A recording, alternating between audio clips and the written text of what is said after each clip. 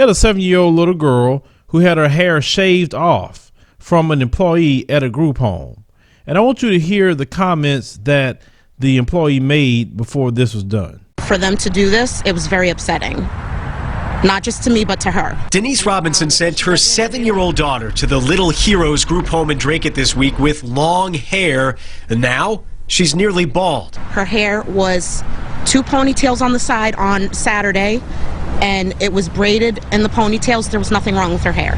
The program says they cut the girl's hair because of a hygiene issue. But Denise's lawyer says a volunteer also made racial comments to the girl. The volunteer informed this 7-year-old biracial child that by shaving her head, her hair would grow back straight. I find that appalling. Denise is filing a lawsuit. She wants the program to change the way it works with families. I want their policies to change. I want them to know that they cannot do things like this without consenting parents. Regardless of if they're there overnight, they don't have a say in shaving anyone's head. That I wouldn't have signed off on that. Little Heroes Group Home issued a statement Thursday night reading in part, decisions regarding grooming are based on a variety of factors, including hygiene. We cannot provide any information about any individual served by the program under federal and state law. A review of the circumstances is underway to determine what occurred and, if necessary, appropriate action will be taken. Before we start with the commentary, I want to reach out to our supporters to help us hit our 3,000 member goal on Patreon for a minimum of $2 or $5 per month. We offer exclusive videos. We just put a real expose type of video on our Patreon, so make sure to join us over there to check that out. Now, let's really look into this particular story. Let's talk about the child first. We have a 7-year-old child that's being placed in a place called Little Heroes Group Home. Now, I made sure to look into this Little Heroes Group Home. But let me read to you what this Little Heroes Group Home is about. It said the Little Heroes Group Home is an intensive group home located in the suburban community of Dracut, Massachusetts. We serve latency-aged children who come to us with social, emotional, mental, and behavioral challenges and histories of complex trauma. The program services are founded on the belief that children with complex trauma histories have the right to experience a safe environment to develop healthy and secure attachments and a positive sense of self. We affirm each child's right to a structured home-like setting which allows them to grow and engage in normal childhood experiences. The program provides children the resources and opportunities to develop skills to transition into a permanent placement. The clinical and Milu staff will provide children a bridge to cultural, family, educational, and community resources needed to integrate into the community in a supportive way through a strength-based model that identifies their unique capacities.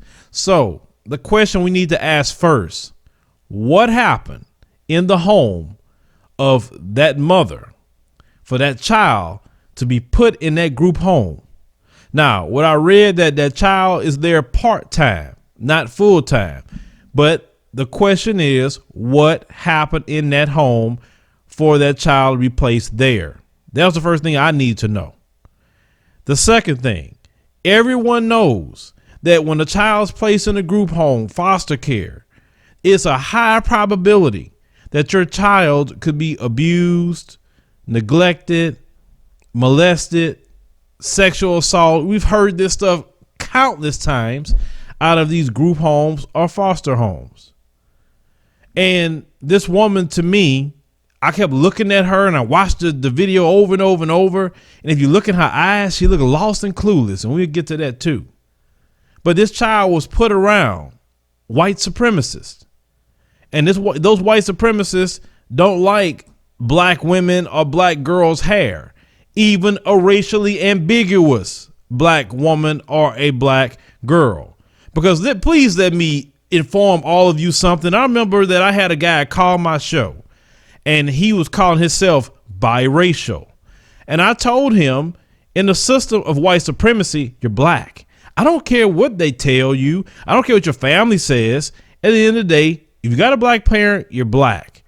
Didn't want to hear that too much, but he had to accept it because he admitted that, yes, he would never be looked at as white. Not in this country. It's not going to happen, or nowhere else all over the world. Call yourself all kind of other names if you want to. OJ, but you're black. You're one of us. You're a light-skinned black person. Even some black people may say they're not black, they not this. Look, those black people that's talking like that are under control of anything in this country to start labeling people. The reason why white supremacy can label you is because they can control all the resources, the media, everything. They in control of it. So that's why when they label you, it sticks because they're in control. Black people who say that you're not black, not in control of anything. And white folks are never going to accept you as being one of them. Only two white folks can make a white person, period. So no matter how racially ambiguous you are, you're black. So let's move on to the next thing. Where's the father? I don't see no father around, because there's a lot of people that make comments and say that, well, you know, black men are making babies with these non-black women and they leaving the kids around and not being there. Well, now you got this white dude, obviously, making children with a black woman. Where he at? Then I seen a video of another one, had a child with a white dude. White dude hit the chick in the face, called her the N-word. Now, this chick here, obviously, she looks so clueless. She looked lost.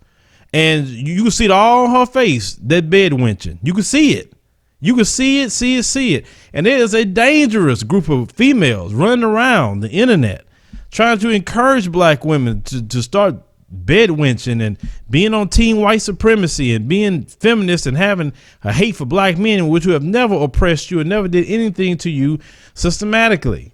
You see how this is the second thing I've seen in less than a week where racism is coming to the forefront, either with one of them or their children. Understand something. Those of you who pushing that message, telling black women that's what they need to be on team white supremacy, and actually you more for white supremacy than a white woman is. And then you hate white women at the same time. That's crazy to me. But the thing is, they're not raised to love you. They're not raised to date you. They're raised to love and date their own. That's the same thing with black men. Those women aren't raised to love us. We are looked at as a fetish to them. That's it. Somebody to get their rocks off with. Now, some of them may say, well, look, it don't matter what they say. The system that we live in doesn't tolerate that union, and y'all don't understand that. But y'all keep on doing what you do, you'll keep seeing this experience. This woman cannot protect her child, and why she's still not coming out saying why her child is even put in that position to be in a group home? Why is she not at home with you? That's what I want to know. The person that I am defending, the person I want to know about is that baby. Because that child can't defend herself. You gonna put her in a group home with some rabid white supremacists that have a hatred of this kid, because that woman that did that to her knew that she had a white parent, and some of them hate that situation. But yet this child had to suffer more than once already. But she got a clueless look on her face of what's going on. Nobody, it should ask for permission. The child shouldn't be there. Then nobody would have to ask you for permission. Shoot, man, it's like I can't stand people like that. The lawsuit, yes, the lawsuit should happen, but your kid shouldn't be there. So you should feel bad on yourself for putting your kid in that situation. Leave me a comment. Let me know what you think about this. Share the video, like the commentary, and subscribe to my news stories.